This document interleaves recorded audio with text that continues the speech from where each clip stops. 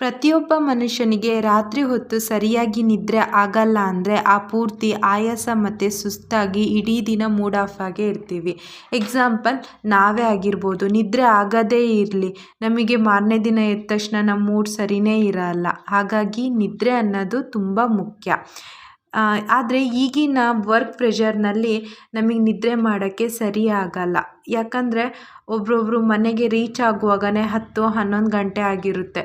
Minimum ಅಂದರೆ 9 ಅಂತೂ ಆಗಿರುತ್ತೆ. 9 ಗಂಟೆಗೆ ಅವ್ರು ಬಂದು ಫ್ರೆಶ್ ಅಪ್ ಆಗಿ ಊಟ ಮಾಡಿ ಮಲಗೋ ಹೊತ್ತಿಗೆ ಲೇಟೇ ಆಗುತ್ತೆ. ಆದ್ರೂ ನಾವು ನಿದ್ರೆ ಬಗ್ಗೆ ಹೆಚ್ಚು ಗಮನ ಹರಿಸಲೇಬೇಕು. ಯಾಕಂದರೆ ನಿದ್ರೆ ಸರಿ ಆಗಲ್ಲ ಅಂದರೆ ಇದು ಬೇರೆ ರೀತಿ ಅನೇಕ ರೋಗಗಳಿಗೂ ನಾವು ಕಾರಣವಾಗ್ತೀವಿ. ಹಾಗಾಗಿ ಗಾಢವಾಗಿ ನಿದ್ರೆ ಮಾಡಲು ಏನು ಮಾಡಬೇಕು, ಏನು ಈ ನಿಯಮಗಳನ್ನ ಅನುಸರಿಸಬೇಕು ಅಂತ ನಾನು ಈ ವಿಡಿಯೋದಲ್ಲಿ ನಿಮಗೆ ತಿಳಿಸ್ತೀನಿ. ಒಬ್ರೊಬ್ರು ಹೇಳ್ತಾರೆ, ಏನು ಗೊತ್ತಾ, ಸೋಮವಾರದಿಂದ ಶನಿವಾರ ತನಕ ನಾನು ಡ್ಯೂಟಿಗೆ ಹೋಗಿದ್ದೀನಿ, ಭಾನುವಾರ ನಾನು ಮಲಗ್ತೀನಿ, ಭಾನುವಾರ ಬೆಳಗ್ಗೆಯಿಂದ ಸಂಜೆ ತನಕ ನಿದ್ದೆ ಮಾಡಿದರೆ ಮೂಡ್ ಸರಿ ಆಗುತ್ತೆ ಅಂತ ಹೇಳ್ತಾರೆ. ಹೌದು, ಅರ್ಥ ಆಗುತ್ತೆ.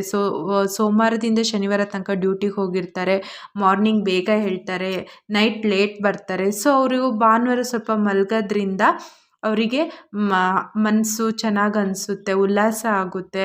ಸ್ವಲ್ಪ ವರ್ಕ್ ಪ್ರೆಷರಿಂದ ಸಂಡೇ ಒಂದು ಸಿಗೋದ್ರಿಂದ ಸ್ವಲ್ಪ ರಿಲೀಫ್ ಆಗುತ್ತೆ ಅಂತ ಅವ್ರು ಅಂದ್ಕೊಳ್ತಾರೆ. ಬಟ್ ಅಲ್ಲ, ನಿದ್ದೆಗೂ ಅಷ್ಟೇ ಅತಿಯಾಗಿಯೂ ನಿದ್ದೆ ಇರಬಾರ್ದು, ಕಡಿಮೆನೂ ನಿದ್ದೆ ಇರಬಾರ್ದು. ಗೌತಮ ಬುದ್ಧವರು ಒಂದು ಹೇಳ್ತಾರೆ, ನಿದ್ರೆ ಅತಿಯಾದ್ರೂ ಅಮೃತ, ಆ ಕಡೆ ಕಡಿಮೆ ಆದ್ರೂ ಅದು ಬೇರೆ ರೋಗಗಳಿಗೆ ತುತ್ತಾಗ್ತೀವಿ ಅಂತ ಹೇಳಿದ್ದಾರೆ ಗೌತಮ ಬುದ್ಧರು. ಸೊ ಹಾಗಾಗಿ ಗಾಢವಾಗಿ ನಿದ್ರೆ ಮಾಡಲು ನಾವು ಏನೇನು ಅನುಸರಿಸ್ಬೇಕು ಅಂತ ಹೇಳ್ತೀನಿ. ಮೊದಲನೇದಾಗಿ ನಾವು ಮಲಗೋದ್ಕಿಂತ 3 ಗಂಟೆ ಮುಂಚೆ ಊಟ ಮಾಡಬೇಕು. ಯಾಕಂದರೆ ಜೀರ್ಣಶಕ್ತಿ ಚೆನ್ನಾಗಾಗಿರುತ್ತೆ. ಹಾಗಾಗಿ ನಾವು ಇನ್ನೇನು 10-11 ಗಂಟೆಗೆ ಮಲಗ್ತೀವಿ ಅಂದರೆ ಒಂದು 8 ಗಂಟೆ ಒಳಗೆ ಊಟನ ಮಾಡಬೇಕು. ಆಮೇಲೆ ಮಲಗೋದ್ಕಿಂತ ಮುಂಚೆ 2 ಗಂಟೆ ಮುಂಚೆ ಖುಷಿಯಾಗಿ ಹಿತವಾಗಿ ಮಾತಾಡಬೇಕು. ಅಪ್ಪ ಅಮ್ಮನ ಹತ್ರ ಆಗಿರ್ಬೋದು, ಹೆಂಡತಿ ಗಂಡನ ಹತ್ರ, ಗಂಡ ಹೆಂಡತಿ ಹತ್ರ, ಮಕ್ಕಳ ಹತ್ರ ಖುಷಿಯಾಗಿ ಸಂತೋಷವಾಗಿ ಮಾತಾಡ್ಕೊಂಡು ಮಲಗಬೇಕು.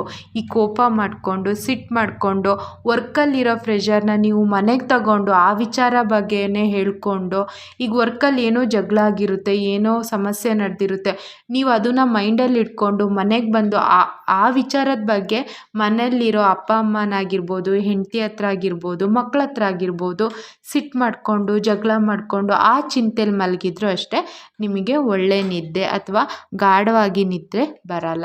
ಮತ್ತು ಮಲಗೋದ್ಕಿಂತ ಮುಂಚೆ ಒಂದು ಅರ್ಧ ಗಂಟೆ ಪುಸ್ತಕಗಳನ್ನ ಓದಿ, ಒಳ್ಳೊಳ್ಳೆ ಸ್ಟೋರೀಸ್ಗಳನ್ನ ಓದಿ, ಆವಾಗನೂ ಅಷ್ಟೇ ಮನಸ್ಸಿಗೆ ಸಮಾಧಾನ ಆಗುತ್ತೆ. ಒಳ್ಳೆ ನೀತಿ ಕಥೆಗಳು ಅದು ಓದೋದ್ರಿಂದನೂ ಆಗುತ್ತೆ. ಸ್ವಲ್ಪ ಮೊಬೈಲ್ ಹಾಗೆ ಲ್ಯಾಪ್ಟಾಪ್, ಮೇಯ್ನು ಮೊಬೈಲ್ನ ಸ್ವಲ್ಪ ದೂರ ಇಡಿ. ನೀವು ಇನ್ನೇನು ನಾವು ಮಲಗ್ತೀವಿ ಅಂತ 1 ಗಂಟೆ ಮುಂಚೆನೇ ಮೊಬೈಲ್ನ ನಿಮ್ಮ ರೂಮಲ್ಲೂ ಇಟ್ಕೊಳ್ಳೋಕೆ ಹೋಗಬೇಡಿ. ಮೊಬೈಲ್ನ ತಗೊಂಡು ದೂರನೇ ಇಡಿ. ಏನಾದ್ರು ನಿಮ್ಮ ಪಕ್ಕ ನಿಮ್ಮ ಜೊತೆನೇ ಮೊಬೈಲ್ ಇತ್ತು ಅಂದರೆ ನಿಮಗೆ ನಿಜವಾಗ್ಲೂ ನಿದ್ದೆ ಬರಲ್ಲ. ಎಕ್ಸಾಂಪಲ್ ನನಗೆ ಅದಾಗಿದೆ. ಮೊಬೈಲ್ ಯಾವಾಗ ನಮ್ಮ ಪಕ್ಕ ಇರುತ್ತೋ ನಾವು ಯಾವಾಗ್ಲೂ ಮೊಬೈಲ್ ನೋಡ್ತಾನೆ ಇರ್ತೀವಿ. ಇನ್ನೊಂದು ಸ್ವಲ್ಪ ನೋಡೋಣ ಅಂತ ಮೊಬೈಲ್ ನೋಡ್ತಾನೆ ನಮಗೆ ನಿದ್ರೆನೇ ಬರಲ್ಲ. ಹಾಗಾಗಿ ನೀವಿನ್ನೇನು ನಾನು ಮಲಗ್ತೀನಿ ಅನ್ನೋಷ್ಟೊತ್ತಿಗೆ ಒಂದು ಹಾಫ್ ಆನ್ ಅವರ್, ಈಗಂತೂ ಬಿಡಿ ಮೊಬೈಲ್ ಬಿಟ್ಟಿರೋಕ್ಕೆ ಆಗಲ್ಲ, ಆದ್ರೂ 1 ಗಂಟೆ ಮಲಗ್ತೀನಿ ಅಂತ ಹೋಗೋದ್ಕಿಂತ ಮುಂಚೆ ಹಾಫ್ ಆನ್ ಅವರ್ ಆದರೂ ಮೊಬೈಲ್ನ ಹೊರಗಿಟ್ಟು, ನಿಮ್ಮ ರೂಮಲ್ಲಂತೂ ಇಟ್ಕೊಳ್ಳೋಕೆ ಹೋಗಬೇಡಿ, ಹಾಲಲ್ಲಿ TV ರೂಮಲ್ಲಿ ಇಟ್ಟು ಬಂದು ಹಾಗೆ ಮಲಗಿ, ನಿದ್ದೆ ಬರುತ್ತೆ. ಮೊಬೈಲ್ ನೋಡ್ತಾ ಮಲಗೋದು ಆ ಥರ ಎಲ್ಲ ಮಾಡೋಕ್ಕೆ ಹೋಗಬೇಡಿ. ಸೊ ಆವಾಗ ಗಾಢವಾಗಿ ನಿದ್ರೆ ಬರುತ್ತೆ.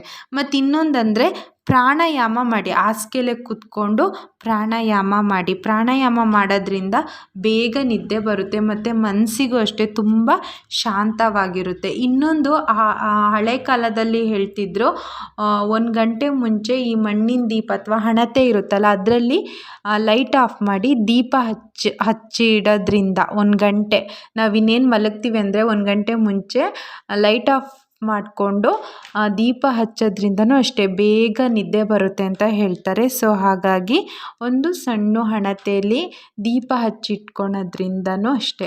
ಅದಕ್ಕೆ ನೋಡಿ ಆಗಿನ ಕಾಲದಲ್ಲಿ ಎಲ್ಲರೂ ಬೇಗ ಅವ್ರವ್ರ ಕೆಲಸ ಮಾಡಿಕೊಂಡು, ನಮಗಿಂತ ಜಾಸ್ತಿ ಕೆಲಸ ಇತ್ತು ಆಗಿನ ಕಾಲದಲ್ಲಿ.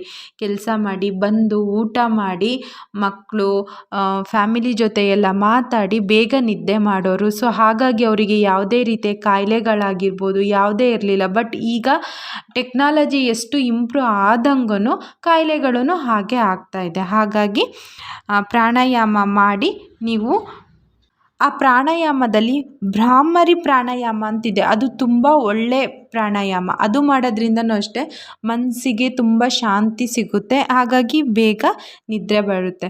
ಇನ್ನೊಂದು ಏನಂದರೆ ಹಾಲು.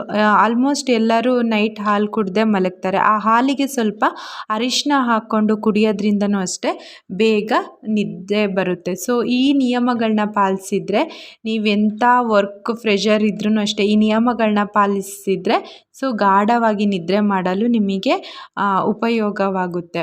ಸೊ ನಿದ್ರೆ ಚೆನ್ನಾಗಾದರೆ ಸಾಕು, ನಿಮ್ಮ ಮಾರನೇ ದಿನ ನಿಮ್ಮ ವರ್ಕಲ್ಲಾಗಲಿ ಇರ್ಬೋದು, ಡೈಲಿ ರೊಟೀನ್ ಆಗಿರ್ಬೋದು, ತುಂಬ ಚೆನ್ನಾಗಿ ಲವಲವಿಕೆಯಿಂದ ನೀವು ಮಾಡ್ಬೋದು. ಸೊ ಈ ವಿಡಿಯೋ ನಿಮಗೆ ಇಷ್ಟ ಆಯಿತು ಅಂತ ಅಂದ್ಕೊಳ್ತೀನಿ. ಸೊ ವಿಡಿಯೋ ಇಷ್ಟ ಆಗಿದ್ದರೆ ಲೈಕ್ ಮಾಡಿ, ಶೇರ್ ಮಾಡಿ, ಹಾಗೆ ಚಾನಲ್ನ ಪ್ಲೀಸ್ ಸಬ್ಸ್ಕ್ರೈಬ್ ಮಾಡಿ. Thank you.